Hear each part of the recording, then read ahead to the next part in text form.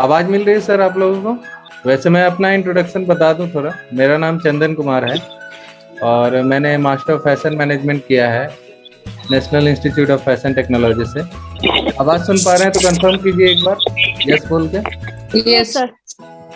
ठीक है, तो आज का हमारा जी आ रहा है, आवाज आ रहा है सर। ओके ओके ठीक है। आज हम प्रेजेंटेशन देने वाले हैं जीएसटी, कॉस्मेटिक लाइसेंस और ऑनलाइन सेलिंग के बारे में। इसके बेनिफिट के बारे में हम आज बताने वाले हैं कि क्या क्या फायदा होगा आपको ऑनलाइन सेलिंग करने से। तो स्टार्ट करें आज का सेशन। जी सर, सुनाई दे रहा है क्लियरली आपकी आवाज। स्क्रीन दिख रहा है आपको प्रेजेंटेशन का? जी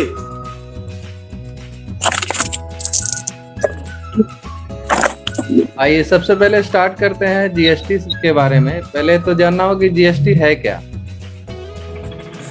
ठीक है, जीएसटी पहले होता था डायरेक्ट टैक्सेस और इनडायरेक्ट टैक्सेस। डायरेक्ट टैक्सेस में जो जैसे था वैसे ही है, और इसका फुल फॉर्म होता है गुड्स एंड सर्विस टैक्सेस। पहले होता था, देखिए पहले होता था डायरेक्ट टैक्सेस, जिसमें ये सब आता था: income tax, corporation tax, property tax, inheritance tax, gift tax, wealth tax. इसके अलावा होता था इनडायरेक्ट टैक्सेस, जैसे custom duty, excise duty, service taxes, एमके वाला। और इस सबसे ज्यादा इम्पोर्टेंट था वैट। वैट में बहुत ज्यादा कॉम्प्लेक्सिटी थी। ये जो आपको इनडायरेक्ट टैक्सेस का जो कॉलम दिख रहा है आपको, इसको हटा के जीएसटी बना दिया गया है। तो बोलते पहले पूरे का चले जाए। आप लोग माइक एक बार ऑफ कर दें टाइम के लिए। पहले 2-4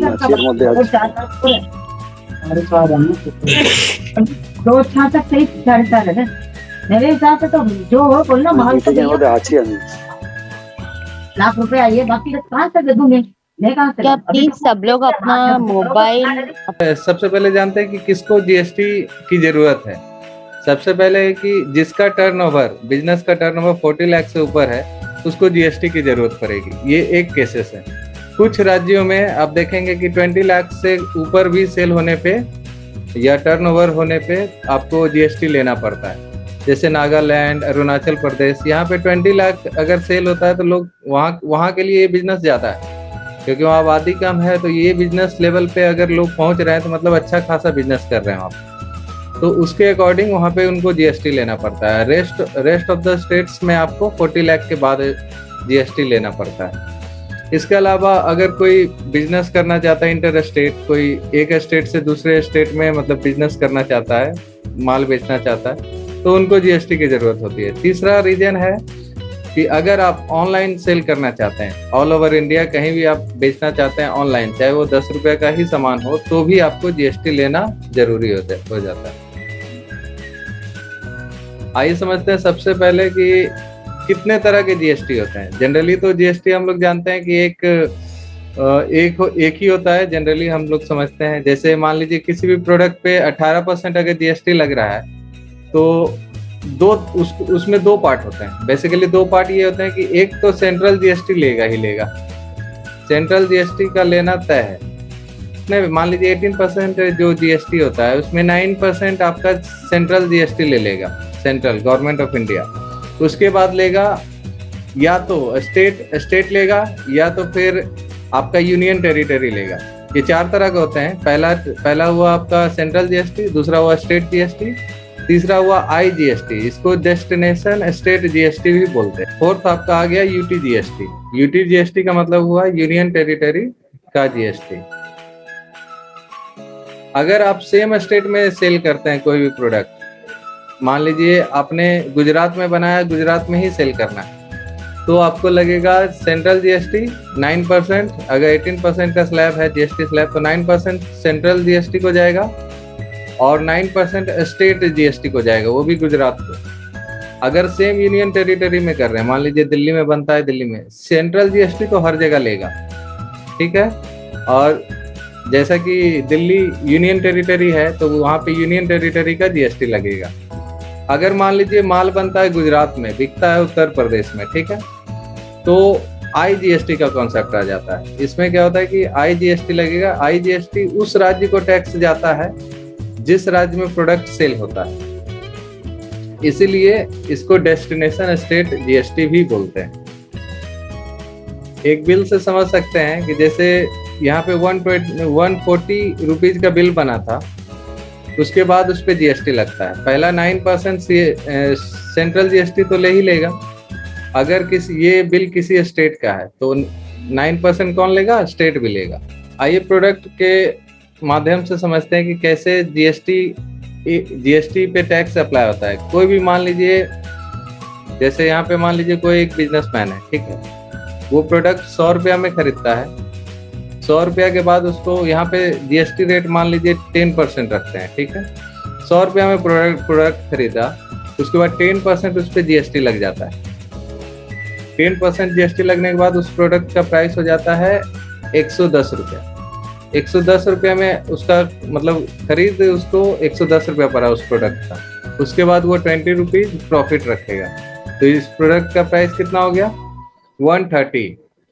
130 में फिर 10% मान लीजिए टैक्स लगता है, GST यहाँ पे लगाएगा। वो सेल करने, जब भी कोई सेल करेगा तो वहाँ पे GST लगाएगा। तो 10% GST कितना हो गया? 130 का 13 रुपया। तो इस प्रोडक्ट का प्राइस कितना हो गया? 143, जो कि कस्टमर देगा। 140 रुपीज जो प्राइस कस्टमर देगा, लेकिन इस पे तो 2 बार GST लग गया। पहला 10% यहाँ पे लगा, दूसरा 10% यहाँ पे लगा। तो अब सोचिए कि ये जो बिजनेसमैन है ये कितना पे करेगा गवर्नमेंट को? 10% यहाँ पे किया, यानी कि 10 रुपये यहाँ किया, 13 रुपये यहाँ किया, टोटल 23 रुपये पे किया। लेकिन उसको 23 रुपया तो पे नहीं करना है, GST तो एक ही बार होगा। तो ये जो 10 रुपया पहले उसने पे किया वो रख लेगा, इसमें से 13 रुपया में से 10 रुपया वो रख लेगा और 3 रुपया वो पे कर देगा गवर्नमेंट को, यानी टोटल 13 रुपया ही टैक्स पे होगा। क्योंकि जब भी बिजनेसमैन अपना बिजनेस करते हैं, कोई माल खरीदते हैं, तो उसको जब भी माल खरीदते हैं तो GST भर के खरीदते हैं, उसके बाद फिर से GST देते हैं। तो अपना जो GST पहले उन्होंने पे किया था, तो वो अपना GST रख लेंगे और रेस्ट जो अमाउंट बचेगा उसको पे कर देंगे। जो भी प्रॉब्लम होगा हम लोग लास्ट में एक बार डिस्कस करेंगे। अगर आपको किसी भी तरह का प्रॉब्लम हो रहा है समझने में, तो उसको लास्ट में हम लोग एक बार जरूर डिस्कस करेंगे। आप लोग नोट डाउन करके रखिए, अगर कहीं भी कोई दिक्कत आ रहा है तो उसको नोट डाउन कर लीजिए। अभी फिलहाल ये 5 तरह के GST टैक्सेस ही मतलब जनरली अप्लाई होते हैं। 0% का स्लैब है जिसमें एग्रीकल्चरल प्रोडक्ट आ गए, 5% में मिल्क वगैरह आ जाता है, 12% में और भी जरूरी पैकेज फूड जितने आते हैं वो सब आता है। आपका जो कॉस्मेटिक से सेगमेंट है वो 18% में आता है और लग्जरी आइटम जो है 28% में आता है। आइए जानते हैं GST के बेनिफिट के बारे में। GST आने से एक फायदा तो ये हुआ है कि टाइम कम गया है। जो भी ट्रांसपोर्ट का टाइम लगता था पहले बहुत ज्यादा टाइम लगता था। क्यों? क्योंकि जो स्टेट बॉर्डर टैक्स होता था उसको चेक करना बहुत मुश्किल होता था। अभी क्या ई-वे बिल का कॉन्सेप्ट आ गया है, बहुत ही जल्दी से उसको पता लगा लेता है कि ये टैक्स भरा है कि नहीं भरा है। तो इसलिए 20% का टाइम बच जाता है लॉन्ग डिस्टेंस रन में। और जब टाइम बचता है तो कॉस्ट भी मतलब प्रोडक्ट पे ही आता है। अगर ज़्यादा टाइम लगेगा ट्रांसपोर्ट में तो कॉस्ट तो प्रोडक्ट का बढ़ जाएगा। लेकिन अब क्या हो रहा है कि कॉस्ट बहुत ही घट जा रहा है, मतलब 20% तक भी कॉस्ट घट जा रहा है कुछ प्रोडक्ट। GST का एक सबसे बड़ा बेनिफिट तो मैंने अभी थोड़ी देर पहले बताया था, IGST का क्या होता था? पहले मान लीजिए गुजरात में माल बनता था, गुजरात के लोगों को ही फायदा होता था। और अब क्या होता है कि अब एक कॉमन मार्केट बन गया है जिसमें क्या है कि कहीं भी माल बने और कहीं भी बिक सकता है एक ही प्राइस में। क्योंकि पहले क्या होता था, अलग अलग प्राइस पे अलग अलग गवर्नमेंट का, अलग अलग स्टेट गवर्नमेंट का अलग अलग टैक्स होता था। लेकिन अब वो चीज़ नहीं है। GST आने से एक कॉमन टैक्स हो गया है हर राज्य में। जैसे पहले गुजरात में माल बनता था तो गुजरात से दूसरे स्टेट में सेल होता था, लेकिन दूसरे स्टेट को फायदा नहीं होता था क्योंकि गुजरात में ही सारा टैक्स गवर्नमेंट ही ले लेती थी। दूसरे स्टेट को फायदा इसलिए नहीं होता था क्योंकि वहाँ पे माल बनता नहीं था। अगर वहाँ माल बनता तो फायदा होता। इसीलिए कुछ राज्य जो पहले से ज़्यादा मैन्युफैक्चरिंग स्टेट थे वो नहीं चाहते थे कि GST आए, उन्होंने विरोध भी किया। तो अब ऐसा नहीं है, अब कहीं भी माल मतलब बनाइए, जिस राज्य को आपका माल बिकेगा, जैसे मान लीजिए गुजरात में बनता है, उत्तर प्रदेश में बिकता है, तो IGST से फायदा क्या होगा, वो अब उत्तर प्रदेश को टैक्स मिलेगा, पहले ये चीज नहीं था। यही इसी को कहते हैं डेस्टिनेशन स्टेट बेनिफिट। ऐसे क्या हुआ कि एक कॉमन मार्केट डेवलप हो गया। मान लीजिए बहुत सारे जो कंपनी है, फॉरेन कंपनी, वो इंडिया में आते थे, उनको लगता था अरे इंडिया में अपने आप में ही 28 स्टेट, पहले तो 28 स्टेट ही थे, 28 स्टेट में अलग अलग टैक्सेस है, उन लोग का सिर घूम जाता था कि इतना तरह का टैक्स कैसे कैलकुलेट करेंगे। अब क्या है कि GST आने से एक टैक्स हो गया, वो कहीं भी मैन्युफैक्चरिंग यूनिट डाल सकते हैं और कहीं भी सेल कर सकते हैं, उनके लिए आसान हो गया। पहले क्या था, टैक्स के ऊपर टैक्स लगता जाता था। जैसे मारुति कंपनी कार बनाती है, कार के लिए वो अपोलो टायर खरीदती थी, तो अपोलो टायर जब खरीदती थी तो उस पर टैक्स लग के आता था, और उसके बाद फिर जब ये कार सेल करती थी तो उस पर भी टैक्स लगता था, यानी कि टैक्स के ऊपर टैक्स लग रहा है। तो जिससे प्राइस क्या होता था कि बढ़ जाता था। टैक्स के ऊपर टैक्स नहीं लगना चाहिए था, जो कि GST आने के बाद टैक्स के ऊपर टैक्स नहीं लगने लगा, क्योंकि जो भी बिजनेसमैन है जो टैक्स पे किया था खरीदते समय, उस टैक्स को क्रेडिट कर सकता है अपने अकाउंट में। इससे क्या हुआ, प्रोडक्ट सस्ता हुआ और फाइनली कस्टमर को फायदा हुआ। GST आने से एक सबसे बड़ा बेनिफिट तो ये भी हुआ कि मेक इन इंडिया को बूस्ट मिला। अब सपोज कीजिए कोई भी, जैसे मोबाइल कंपनी सैमसंग थी या फिर MI थी, वो अगर इंडिया में इंपोर्ट करके सेल करती, ठीक है, इंडिया में पहले मंगाती, इंपोर्ट ड्यूटी लगता, यानी कस्टम ड्यूटी पहले लगता। कस्टम ड्यूटी ऑन एवरेज 20% होता है, उससे ज़्यादा भी होता है, 40-50 तक भी जाता है, लेकिन ऑन एवरेज पकड़ के चलें तो कस्टम ड्यूटी 20% होता है। उसके बाद GST ऑन एवरेज 18% में ज़्यादा स्लैब है, ज़्यादा प्रोडक्ट 18% स्लैब में ही आता है। तो 20 आसपास 38% के आसपास या 40% के आसपास प्रोडक्ट का मतलब टैक्स लग जाता था, जिससे महंगा पड़ता था।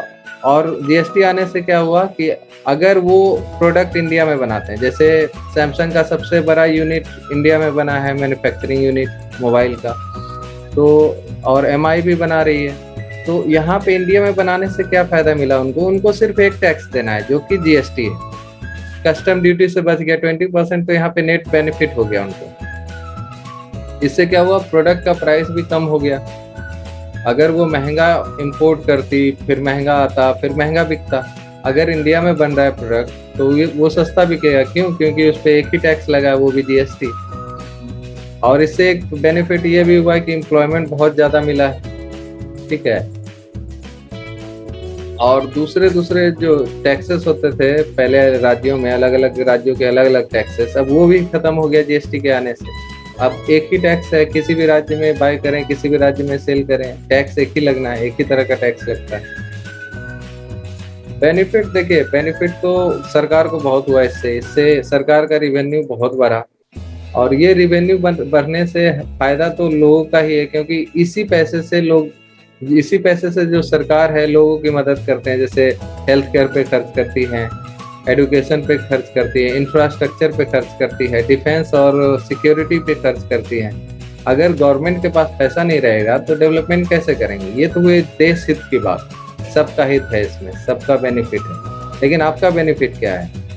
आपका बेनिफिट है यही कि अगर आपके पास GST होता है तो आप अपने लोकल बिजनेस को नेशनल बिजनेस तक ले जा सकते हैं। आपका टारगेट मार्केट पूरा इंडिया हो जाता है। आप ऑफलाइन के तो जैसे अभी बहुत लोग ऑफलाइन तो कर ही रहे हैं, इसके साथ साथ ऑनलाइन भी बिजनेस कर सकते हैं। GST आने से मैंने ये देखा है कि लोगों का बिजनेस बढ़ा है, क्योंकि ऑनलाइन अपॉर्चुनिटी आने के बाद बहुत सारे लोग ऐसे हैं कि जो मिलियनेयर बिलियनेयर भी बने। और GST आने से आपका ये भी एक बेनिफिट मिलता है कि अमेजॉन FBA के बारे में आपने सुना होगा। मैं थोड़ी देर बाद इसको मतलब बताऊंगा अमेजॉन FBA क्या है। और ऑनलाइन सेल करने का एक और बेनिफिट है कि आपको फैमिली टाइम मिलता है, ज़्यादा फैमिली टाइम मिलेगा। ऑनलाइन आपको दिन भर किसी दुकान में बैठना नहीं है, ज़्यादा परेशानी नहीं उठाना है। अब GST के ड्रॉबैक के बारे में एक दो बात कर लेते हैं, क्योंकि जब बेनिफिट है तो कुछ ना कुछ तो ड्रॉबैक भी होगा। इससे ऑपरेशन कॉस्ट थोड़ा सा छोटी जो कंपनियां हैं उसकी बढ़ गई। और सॉफ्टवेयर कॉस्ट होता है जैसे टैली, ये सब जो होता है कि टैक्स मतलब सॉफ्टवेयर कॉस्ट जो होता है ये बढ़ गया है। जैसे 20,000 के आसपास कम से कम ईयरली उनका सब्सक्रिप्शन होता है। तो ये सब एक्स्ट्रा खर्च हैं छोटी कंपनियों के लिए। जीएसटी का सबसे बड़ा ड्रॉबैक तो ये है कि हमेशा रूल कुछ ना कुछ चेंजेज होते रहते हैं। ये हमेशा के लिए नहीं होगा, लेकिन कुछ टाइम के लिए, अब जब तक सारे प्रॉब्लम को सॉर्ट आउट ना कर ले जीएसटी का, तब तक ये प्रॉब्लम दिखता है। मतलब चेंजेज होते रहे, जो प्रॉब्लम है उसको ठीक किया जा रहा है। जल्द ही एक स्टेबल जीएसटी आपको देखने के लिए मिलेगा, जिसमें फिर जाके चेंजेस कम होंगे। अब एमएसएमई के बारे में थोड़ा जान लेते हैं। एमएसएमई होता है माइक्रो स्मॉल मीडियम इंटरप्राइजेज, जो कि बिजनेस रजिस्ट्रेशन एक तरह का होता है। जैसे आप कोई बिजनेस स्टार्ट करना चाहते हैं, मैन्युफैक्चरिंग करना चाहते हैं, या फिर सर्विस कोई सेल करना चाहते हैं, तो आप कहीं ना कहीं तो बिजनेस अपना रजिस्टर कीजिएगा। तो बिजनेस रजिस्ट्रेशन के लिए ये आपका एमएसएमई होता है। अब माइक्रो में कौन कौन से आते हैं, जिसमें मान लीजिए इन्वेस्टमेंट है 1 करोड़ से कम का इन्वेस्टमेंट हो और 5 करोड़ से कम का ट्रांजैक्शन हो, टर्नओवर हो, तो उसको माइक्रो में रखते हैं। इसके अलावा हो जाता है आपका स्मॉल मीडियम, है ना। तो जैसे जैसे ट्रांजैक्शन आपका बढ़ता जाएगा, इन्वेस्टमेंट बढ़ता जाएगा, आपका स्मॉल से मीडियम में फिर आ जाएंगे। एमएसएमई का बेनिफिट क्या है? एमएसएमई का मेन बेनिफिट यही है, आपको लोन मिल जाता है इजिली बैंक से, और वो भी प्रायोरिटी से। और इसमें क्या होता है कि गवर्नमेंट आपका गारंटी लेती है, मॉर्गेज आपको देना नहीं होता है। सबसे बड़ा बेनिफिट यही है इस एमएसएमई रजिस्ट्रेशन का। और एक बेनिफिट और ये है कि आपका इंटरेस्ट रेट जो होता है इंडिया में सबसे कम होता है एमएसएमई लोन का ही। मतलब लोन नहीं मिलता है इससे कम इंटरेस्ट पे, लोन आपको मिल ही नहीं सकता। और इसमें बहुत सारा बेनिफिट मिलता है, जैसे सब्सिडी मिलता है, प्रिंसिपल अमाउंट पे भी आपको सब्सिडी कभी कभी देखने के लिए मिलता है। इंटरेस्ट पे तो सब्सिडी है ही, 1% से लेके अलग अलग राज्यों में अलग अलग है।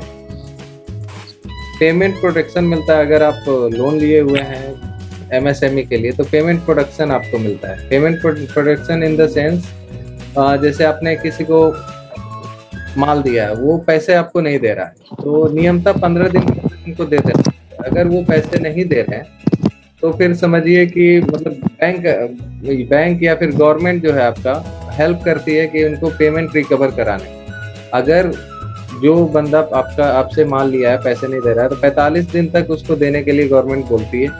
अगर वो फिर भी नहीं देता है तो 3 टाइम इंटरेस्ट रेट उस पर लगा देती है गवर्नमेंट, कि 3 गुना जो बैंक का इंटरेस्ट रेट होता है उससे 3 गुना इंटरेस्ट उससे लेती है। और ये आपका पेमेंट मतलब सिक्योर्ड है, आपका गारंटी है कि आपका पेमेंट कहीं नहीं जाना है, आपका पेमेंट आपको मिलेगा।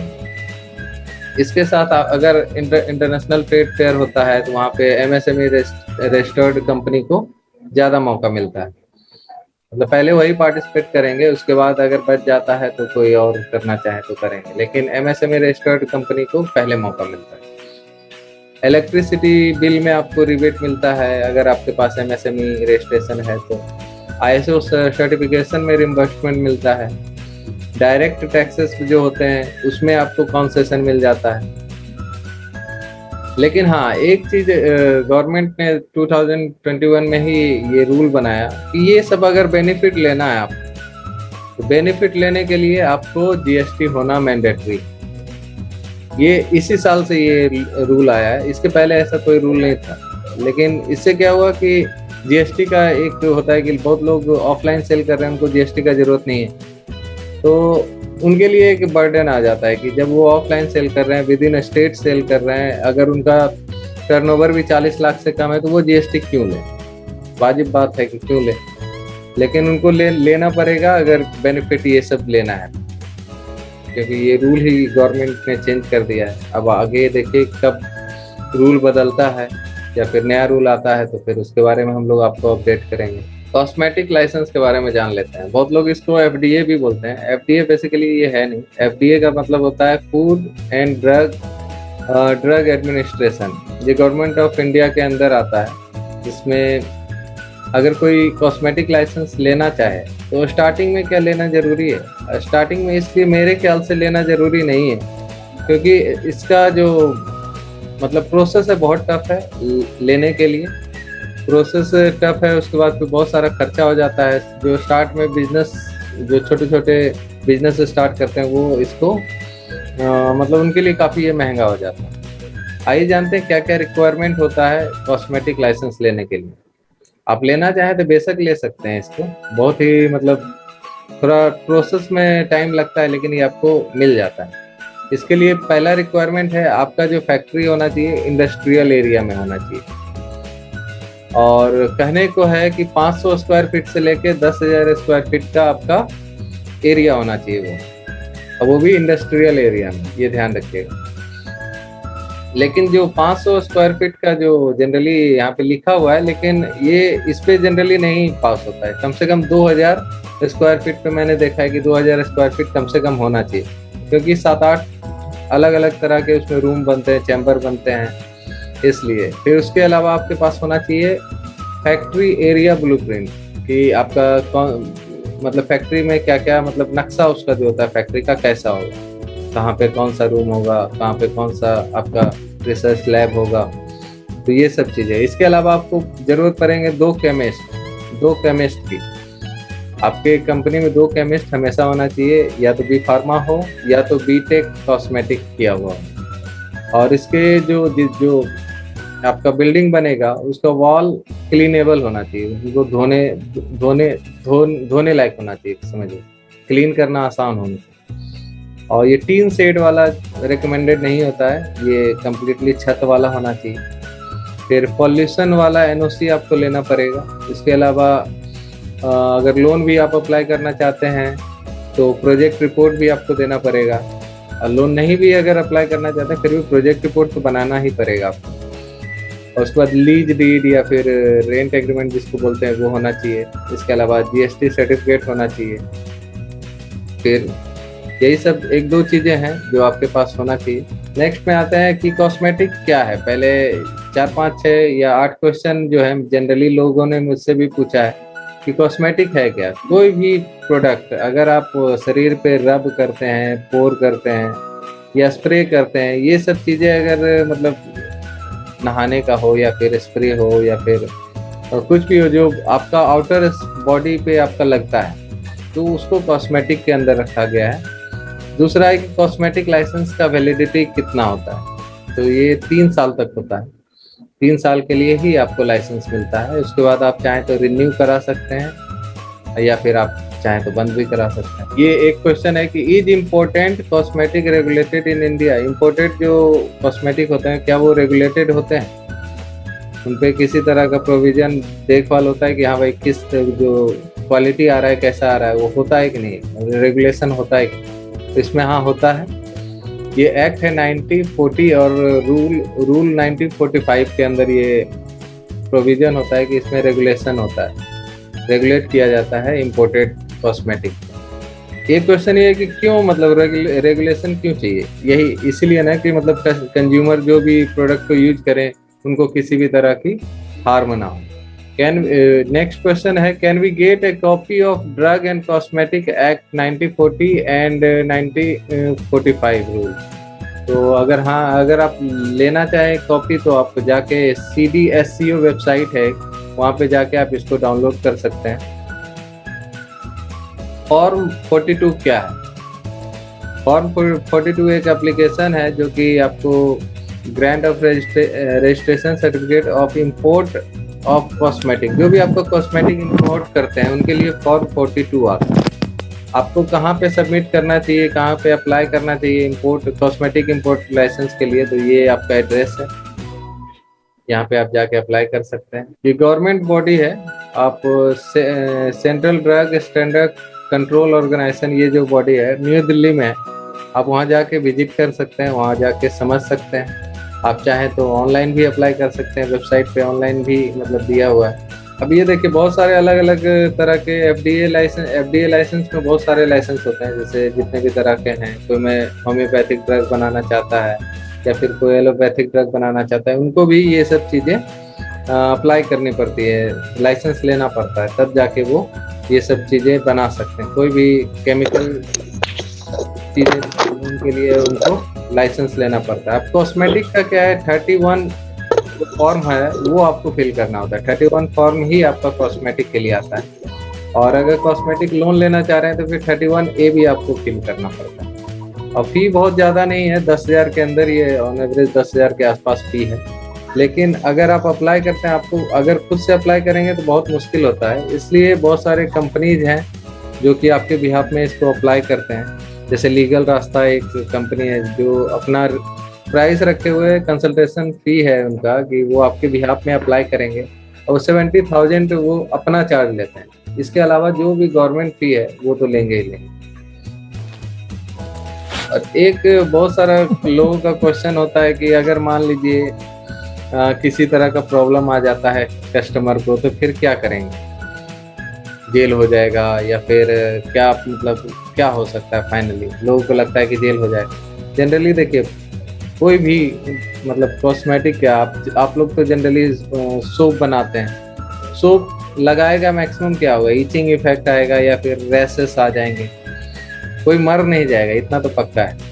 तो इसके लिए वार्निंग होती है, फर्स्ट वार्निंग, सेकेंड वार्निंग। उसके बाद भी अगर आप नहीं संभलते हैं तो फिर एक बड़ा एक्शन लिया जाता है।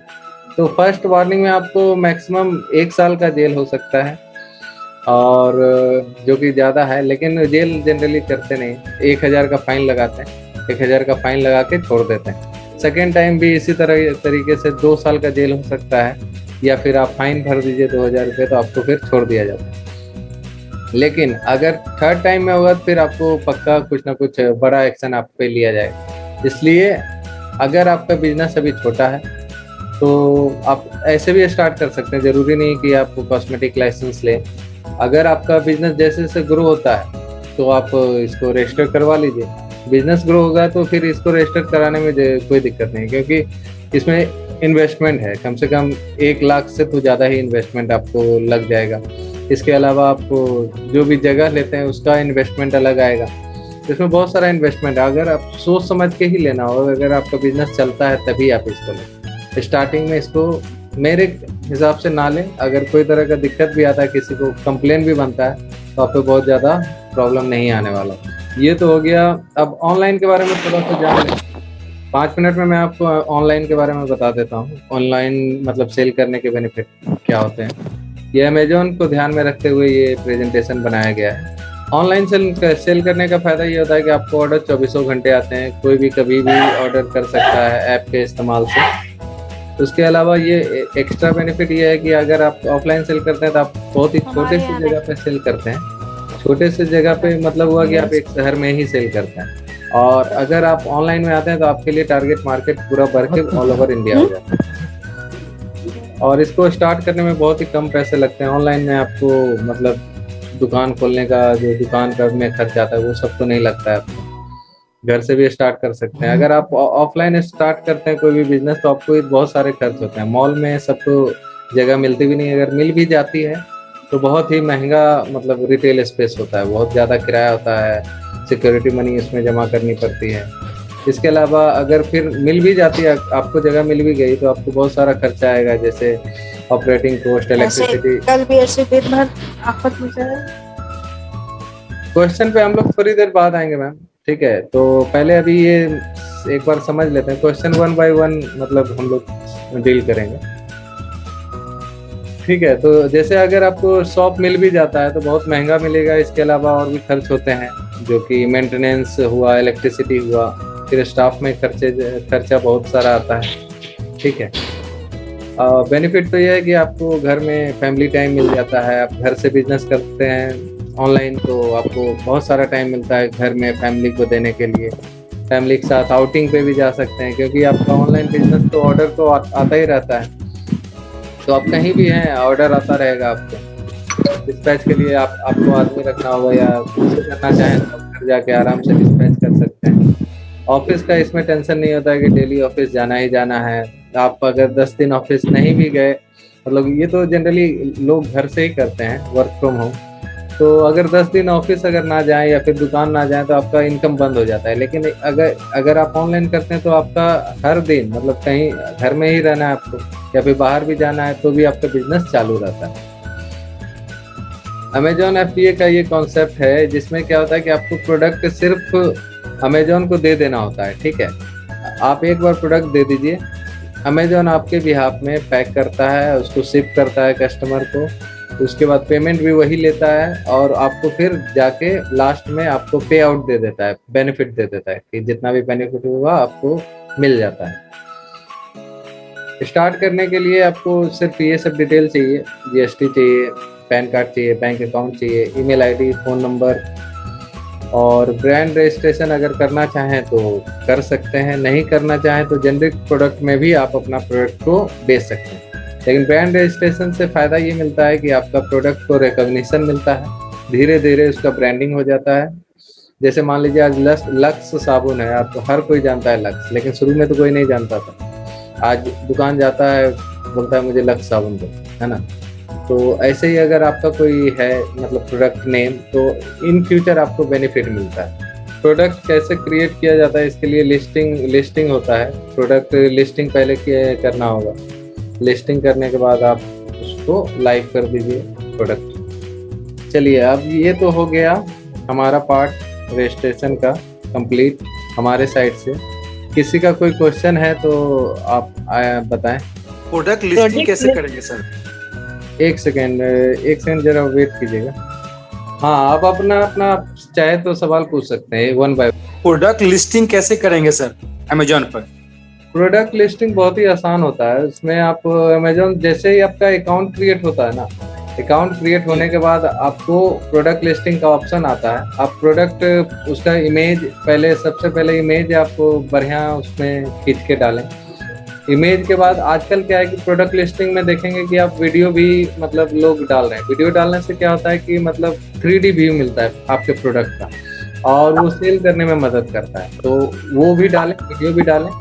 इसके अलावा जो भी डिस्क्रिप्शन होता है उसका, आप बहुत ही अच्छा डिस्क्रिप्शन उसमें लिखें, ताकि आपका प्रोडक्ट को डिस्क्रिप्शन लिखने के बाद वो कंफर्म हो जाए कि सारा जो डिटेल उसको प्रोडक्ट के बारे में चाहिए था उसको मिल जाना चाहिए डिस्क्रिप्शन में। तो बस इतना ही काम होता है। अगर लिस्टिंग अगर आप खुद से नहीं करना चाहते तो हमारी टीम आपको हेल्प करेगी और आपके बिहाफ में लिस्टिंग कर देगी। इसके अलावा सर, जैसे बहुत अभी रिसेंटली जैसे बहुत सारे लोग घर से हैंडमेड सूट्स बनाते हैं।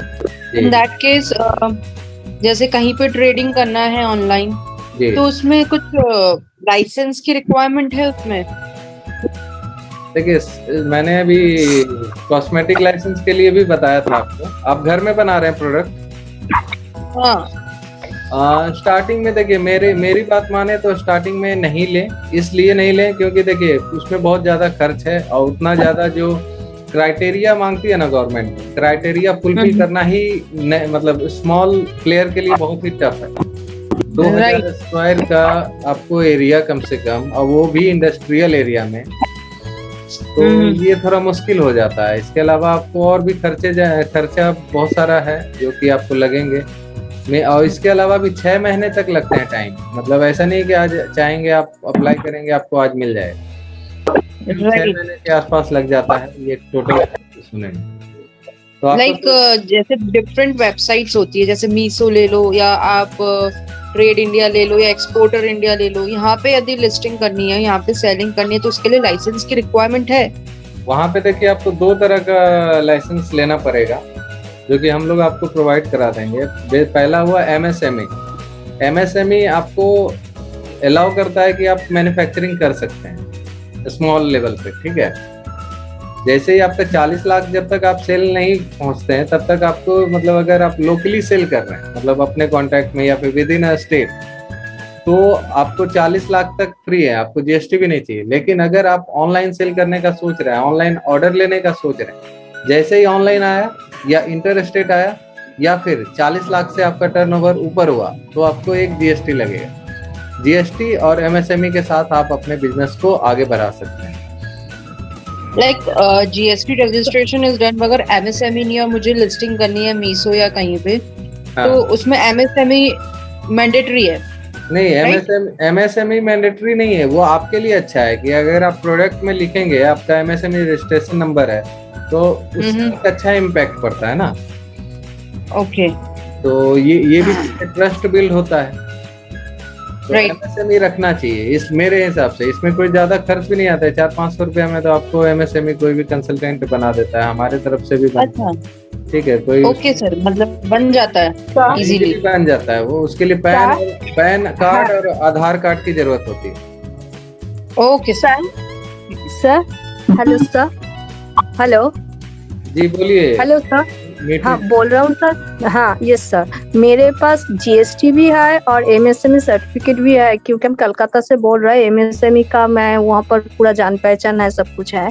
लेकिन अमेज़न में या किसी ऑनलाइन पे लिस्टिंग आप लोग करवा दोगे तो उसका कितना फीस वगैरह है, इफ यू डोंट माइंड की कुछ बता सकते हो सर? फी देखिए, फी यहाँ पे हम लोग डिस्क्लोज नहीं करते हैं, ये मतलब ऑनलाइन सेशन है। इसके लिए स्पेशली आप मैसेज कर दीजिएगा, व्हाट्सएप नंबर मैं आपको छोड़ दे रहा हूँ, ठीक है। ओके बात इस सेशन के बाद आपसे एमएसएमई के लिए मुझे कंसल्ट करना है तो इस नंबर पे कंसल्ट कर लूं? मैंने अभी मैसेज में डाल दिया है, ये नंबर है आपका। आप कॉल चाहें तो कॉल करना चाहें, ये मेरा ही नंबर है। और या फिर व्हाट्सएप के थ्रू आप कुछ पूछना चाहें तो आप पूछ सकते हैं। Okay sir. सर अगर अमेज़न में हमको बेचना है कुछ, जैसे अगर साबुन रहा वो 100 रुपए का है, तो आप हमें थोड़ा बता सकते हैं, आइडिया दे सकते हैं कि हमें प्रॉफिट कितना हो सकता है, अमेज़न को कितना देना पड़ेगा, तो लगभग कितना हो सकता है? अच्छा देखिए, अमेज़न पे जैसे कि आप एक साबुन बेचेंगे, मान लीजिए एक साबुन का कीमत आप रखते हैं 100 रुपया, ठीक है। तो जिसमें 50 रुपया तो लगभग आपका कुरियर चार्ज ही चल जाता है, 45-50 या जो भी हो, लगभग आसपास के ऑन एवरेज मैं बता रहा हूँ कि अलग अलग कुरियर प्राइस होता है। तो आप वैसे नहीं बेच सकते। जब भी आपको सेल करना है तो आप अपने कंपटीटर को देखें पहले, कैसे वो लोग सेल करते हैं। जैसे खादी है, वादी है, मतलब और भी, मतलब अमेज़न पे सर्च करेंगे ना होममेड सोप या फिर हर्बल सोप, तो आपको दिखेगा वो कॉम्बो सेल करते हैं। कॉम्बो मतलब 5 सोप या 10 सोप का कॉम्बो बनाते हैं, वो छोटा छोटा बनाते हैं ज्यादातर। देखिएगा कि 75 ग्राम का, 50 ग्राम का साबुन ज्यादा देखिएगा कॉम्बो बना के वो लोग सेल करते हैं। इससे क्या होता है, कॉस्ट इफेक्टिव होता है। कॉस्ट इफेक्टिव, एक साथ आपका बल्क में सेल हो गया। कुरियर आपको एक ही पे करना है। अगर एक साबुन के आप कुरियर पे करेंगे तो 500 रुपया, 10 साबुन का 500 रुपया तो आप कुरियर पे कर देंगे, ठीक है।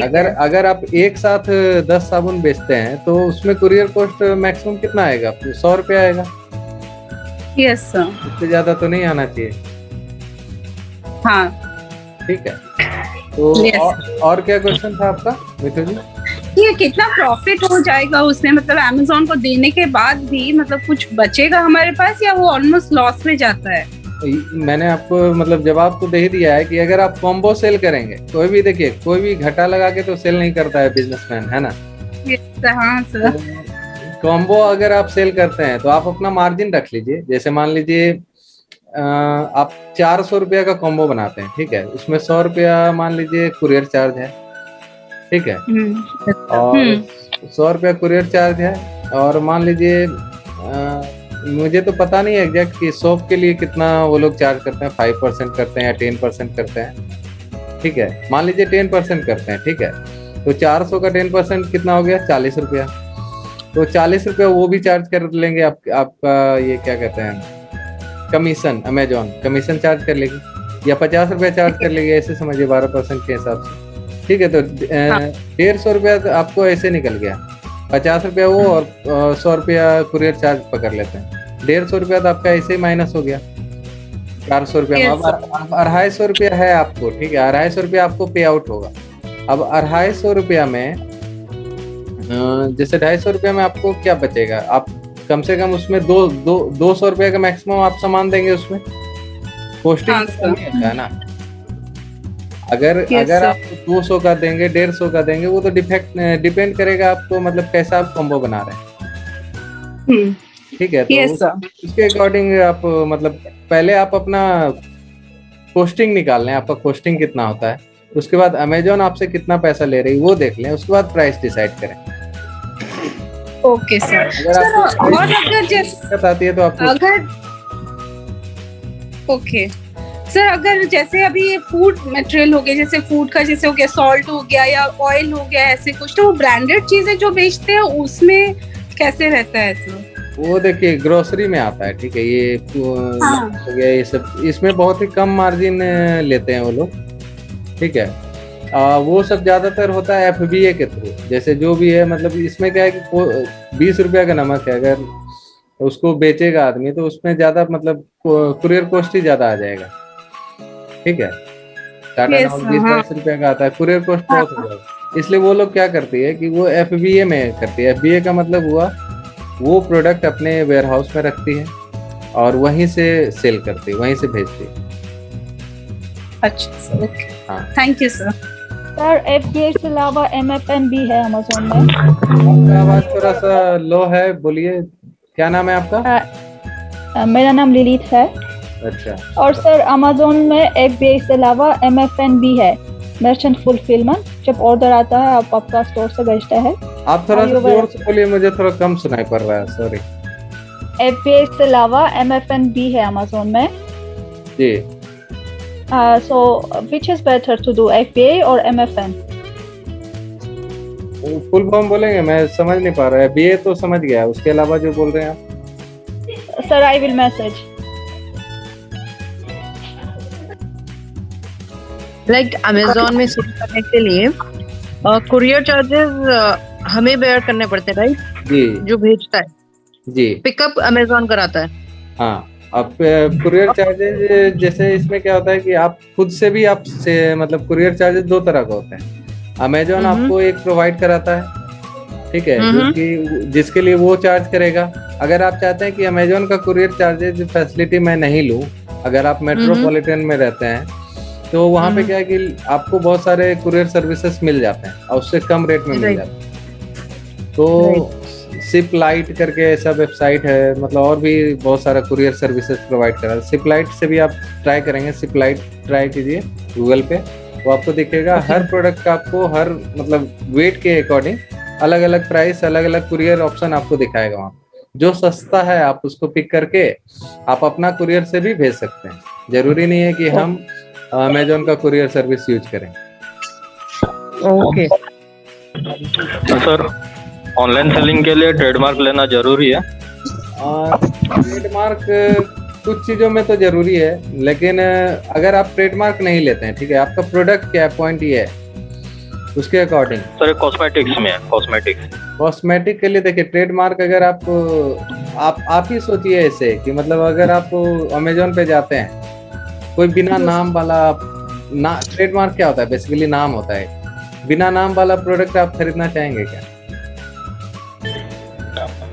हाँ वो तो है ना, कोई लेना नहीं चाहेगा, लेकिन रजिस्ट्रेशन लेना जरूरी है क्या? वैसा मेरा रजिस्ट्रेशन लेंगे तभी से रजिस्ट्रेशन अलग होता है ना।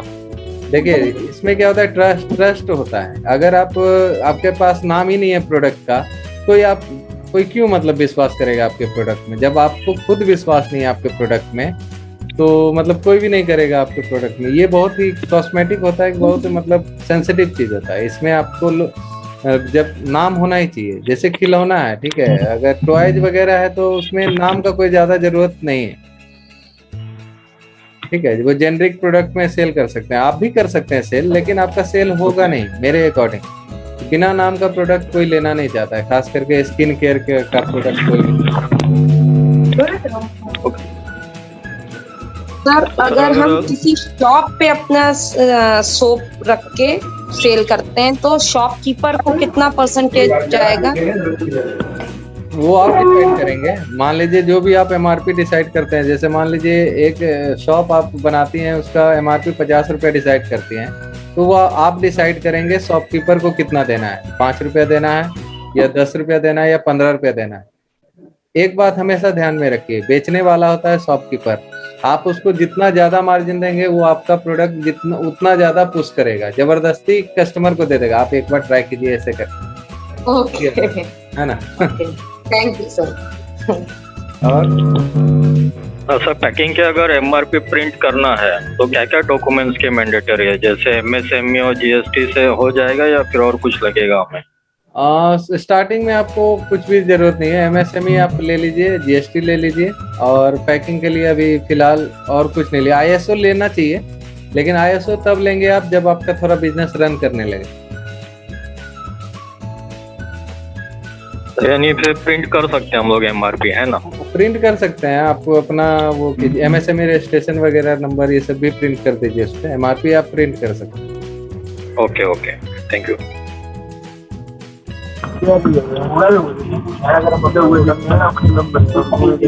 और किन्हीं का कोई क्वेश्चन है? सर ये बोल रहा है और भी आवाज नहीं आ रही। सर जी अभी जी बोलिए। प्रोडक्ट बना रहे हैं सर, तो कौन सा प्रिंटर और वाटरप्रूफ के लिए कौन सा लेबल यूज करना चाहिए? तो क्या बना रहे हैं आप? वही सर सोप से, बाकी कोई भी प्रोडक्ट्स अगर बनाते हैं तो उसके लेबलिंग के लिए। लेबल आपको प्रिंट करना है ना? हाँ जी सर, कौन सा प्रिंटर लेना चाहिए स्टार्टिंग के लिए? स्टार्टिंग के लिए देखिए इंकजेट का था ना, ये इंक टैंक वाला जो आता है ना प्रिंटर, कैनन 130 ऐसे कुछ आता है, या इप्सन 130 आता है, आप सर्च कीजिएगा तो वो मतलब। लेकिन जब भी लीजिए इंक टैंक वाला लीजिए। इंक टैंक वाले में क्या होगा बेनिफिट आपको, उसमें कलर एक बार फिल कर देते हैं, काफी दिन चलता है और सस्ता पड़ता है प्रिंटिंग। अच्छा सर, लेजर ना लेना मतलब? Ink tank printer sir laser ना लेना, प्रिंटर इंक टैंक वाला। और सर उसका पेपर कौन सा होना चाहिए सर अगर वाटरप्रूफ करना है? कलर प्रिंटिंग के लिए अच्छा आपको इंक टैंक ही रहेगा। नहीं सर, पेपर कौन सा यूज करें अगर वाटरप्रूफ करना है लेबल? पेपर का वो ग्लॉसी उसमें पेपर पानी वानी लगती है, प्लास्टिक है वो पेपर। मैं आपको, आप मेरा व्हाट्सएप नंबर पे पिंग कीजिएगा, मैं पेपर का डिटेल आपको दे दूंगा। ठीक है सर, थैंक यू। पेपर आता है वो प्लास्टिक का आता है, ठीक है, वो मैं आपको बताता हूँ। इसके अलावा ठीक, मैंने जो भी आज ये टॉपिक बताया, किन्हीं को कोई प्रॉब्लम उस टॉपिक पे है? नहीं सर, सब क्लियर हो गया ऑलरेडी? आप जो क्वेश्चन थे वो पूछ लिए। जी और किन्हीं का कोई क्वेश्चन? जयंती जी सर, क्वेश्चन है आपका? सर चंदन सर जी बोलिए। एक और ये था कि अगर हम लोकल अपने यहाँ अगर ऑनलाइन सेल करना चाहते हैं तो किस कुरियर के माध्यम से किया जाए या फिर कैसे किया जाए? क्या चीज करना है आपको?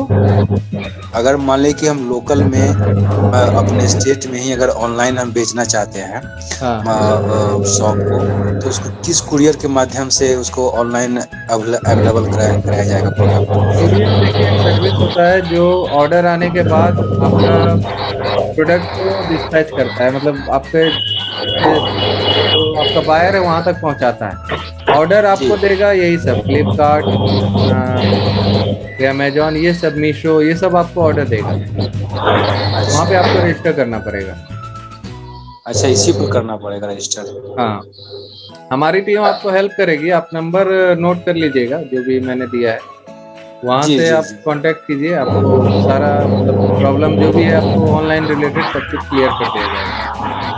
ठीक है सर, ठीक है, ओके, थैंक यू। सर एक बार वो जो आपने नाम बताया था ना, मेट्रो सिटीज कंपनी का, एक बार वो मैसेज कर देंगे? आवाज में कुछ प्रॉब्लम है, थोड़ा सा मैं सुन नहीं पाया। सॉरी, मैं ये कह रही हूँ कि आपने एक नाम बताया था कुरियर कंपनी का, एस से जो स्टार्ट था। शिपलाइट, हाँ, मल्टीपल कुरियर सर्विस प्रोवाइडर है वो, शिपलाइट। हाँ, तो वो शिपलाइट, हाँ, शिपलाइट। Okay, thank you. एक शिप रॉकेट भी है। हाँ, शिप रॉकेट भी है। ओके। सर एक और क्वेश्चन था कि सर मेरा जो वो बनाए ना सर, उसको अगर धूप वाली ज्यादा धूप होती है सर, दिन में धूप जलने पे वो मेल्ट होने लगता है सर, पिघलने लगता है। उसके बारे में बता रहे हैं, वो पानी छोड़ता है ना? पानी नहीं छोड़ा, गलने जैसे हमारी मोम कैसे मेल्ट हो जाती है वैसा मेल्ट होने लगता है। ये तो देखिए, मैं मतलब सोप मेकिंग में एक्सपर्ट नहीं हूँ, तो ये जहाँ से आप सीखे हैं शशि जी, वो आपको ज्यादा बेहतर बताएंगे इस बारे में। बिजनेस रिलेटेड कोई क्वेश्चन हो तो आप बेशक मुझसे करें। क्या बोला सर आपने? फिर से मैं बोल रहा हूँ जहाँ से आपने सीखा है, शशि जी से शायद सीखा होगा आपने, तो आप वहाँ पे कांटेक्ट करें कि ऐसा क्यों हो रहा है, गल क्यों रहा है सोप, है ना। क्योंकि मैं इस चीज का एक्सपर्ट नहीं हूँ, मैं सिर्फ बिजनेस रिलेटेड जितना भी प्रॉब्लम आपका आता है उसको मैं सॉर्ट आउट करता हूँ। ठीक है सर, ठीक है सर। अगर ट्रेडमार्क रजिस्ट्रेशन करते हैं तो उसका कॉस्टिंग का कितना तक जाता है और कितने दिन में हमें मिलता है वो? ट्रेडमार्क देखिए 1 महीना लगभग लग ही जाता है ट्रेडमार्क मिलने में। कॉस्टिंग आपका वही 8-9 के आसपास जाता है, कभी कभी 10,000 भी जाता है, वो डिपेंड करता है। श्रीलंका। सर ये लाइफ टाइम के लिए रहता है या रिन्यूअल कराना है? रिन्यूअल कराना पड़ता है, 10 साल के लिए आपको मिलता है। 10 years। 10 years। ओके, तो आप लोग करते हो? ये हमारे यहाँ होता है, तो आप मतलब कांटेक्ट कीजिए, नंबर आपका दिया गया है उसमें, तो आप जो भी डॉक्यूमेंट लगेगा मैं आपको दे दूंगा। हाँ, नेक्स्ट। Okay sir. सर अगर मैं रीसेल कर रही हूँ, कोई बना बनाया चीज कहीं और से लेके रीसेल कर रही हूँ, तो मुझे एमएसएमई चाहिए होगा क्या रजिस्ट्रेशन? नहीं, एमएसएमई देखिए आपका एमएसएमई मैन्युफैक्चरिंग के लिए भी होता है और ट्रेडिंग के लिए भी होता है, ठीक है। ट्रेडिंग के लिए जैसे आपको एक बिजनेस रजिस्ट्रेशन तो होना ही चाहिए ना।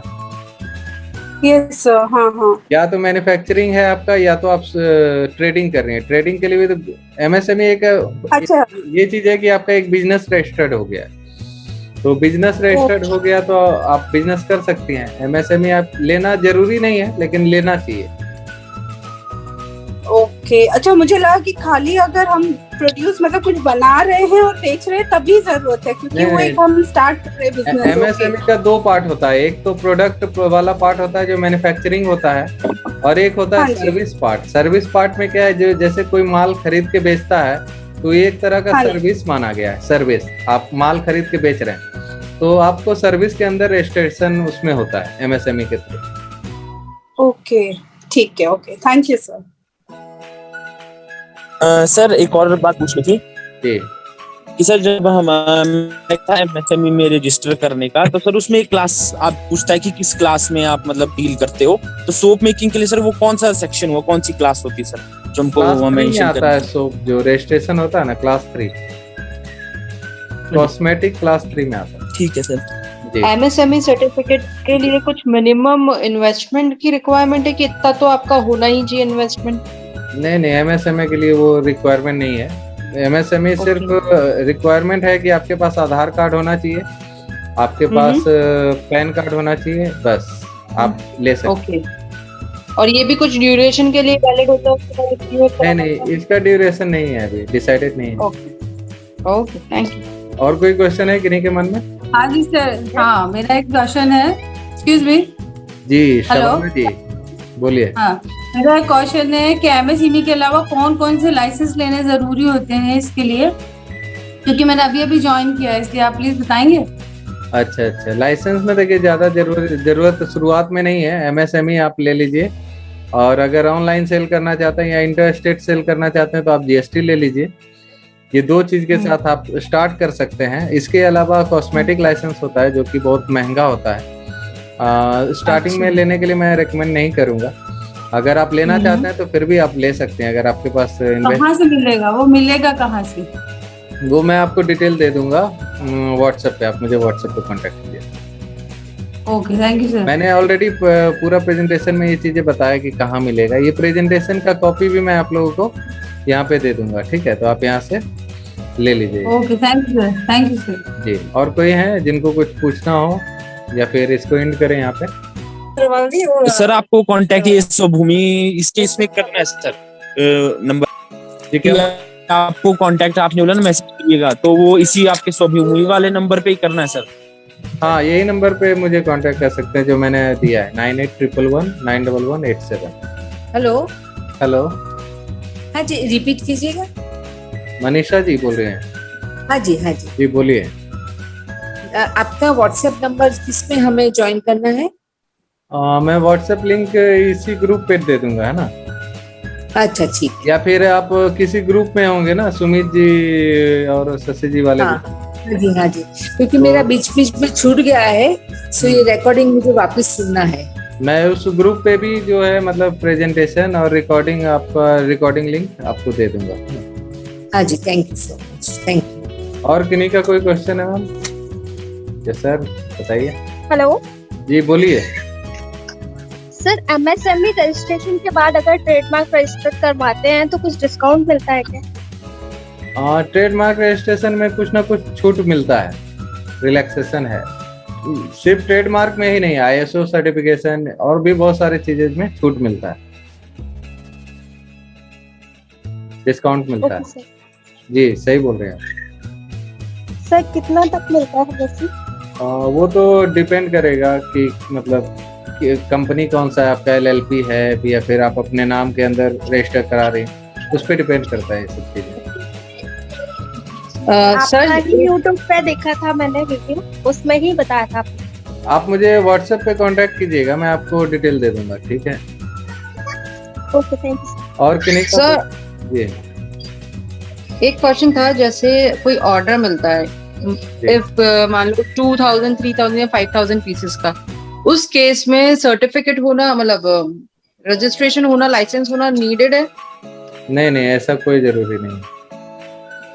ऐसा कोई जरूरी नहीं। और एमआरपी स्टिकर्स मैंडेटरी है या नहीं? एमआरपी स्टिकर्स जो हम डालते हैं, स्टिकर्स या एमआरपी स्टिकर्स, एमआरपी वो मैंडेटरी होता है? मैंडेटरी नहीं है, लेकिन एमआरपी तो होना ही चाहिए ना। प्राइस मतलब शॉप अगर आप बना रहे कोई भी प्रोडक्ट, एमआरपी नहीं रहेगा तो कस्टमर कैसे डिसाइड करेंगे कि किस प्राइस का है ये? ओके, ठीक है। और ये ऑनलाइन सेलिंग में जैसे अमेज़न में आपने बोला, उसमें मैंडेटरी है, ये होना चाहिए? हाँ, वो होना ही चाहिए। ठीक है। बिना एमआरपी के कैसे कोई सेल होगा, ये बताइए आप? कितना में लोग खरीदेगा किसी भी प्रोडक्ट? राइट। और सर इंग्रेडिएंट लिस्ट डालना जरूरी है स्टार्टिंग से? इंग्रेडिएंट लिस्ट जरूरी होता है, मैंडेटरी है। अच्छा, ओके सर, हाँ। Thank you. और किन्हीं का कोई क्वेश्चन है तो पूछ लीजिए अभी। सर थैंक यू, बहुत अच्छा आपका वेबिनार था, इससे हमें बहुत ज्यादा जानकारी मिली, स्पेशली हम लेडीज के लिए बहुत हेल्पफुल रहा। चलिए, थैंक यू सो मच। मेरा पहला था, मैंने इसके पहले वेबिनार नहीं लिया था। मैंने मतलब बहुत लोगों को 1 to 1 मैंने समझाया बहुत लोगों को, लेकिन वेबिनार नहीं सर, बहुत हेल्पफुल था, बहुत हेल्पफुल, बहुत नॉलेज गेन हुई कि हम लेडीज मैन्युफैक्चरिंग कर रही हैं, वही लेडीज करती हैं, तो हमको के पता करना, वो करने में जरा काफी प्रॉब्लम होती, तो आपके इस वेबिनार से बहुत ज्यादा हमें हेल्प मिली। चलिए, बहुत थैंक यू। मेहनत काम आया मेरा। और नेक्स्ट वेबिनार मेरा बनेगा इस पे कि आप अमेजोन या फ्लिपकार्ट पे कहीं भी आप सेल करते हैं तो अपने सेल को कैसे इंक्रीज कर सकते हैं, ठीक है? थैंक यू सर आज के वेबिनार के लिए।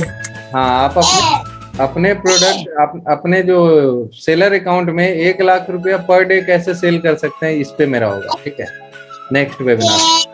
चलिए, आज के सेशन को यहीं पे एंड करते हैं। अच्छा लगा आप लोग से करके। Same here sir. Thank you sir.